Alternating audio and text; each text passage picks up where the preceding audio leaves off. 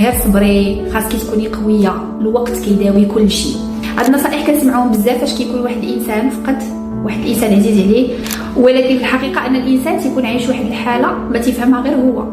مره كتبغي تبكي، مره كتبغي تسكتي، مره كتبغي تبقاي غير ناعسه، حيت فات الساعه ما بقاتش عندك الطاقه. فكيف ما كنت شرحت في لا فيديو اللي قبل، الحزن ما كيمشيش دقه واحده، الحزن هو عباره عن موجات. فمره كيطلع الاحساس بحال شي فاك، ومره كينزل وكيخلي لا فاتيك، كيخلي لو مونك دينيرجي، وهذه واحد الحاله طبيعيه.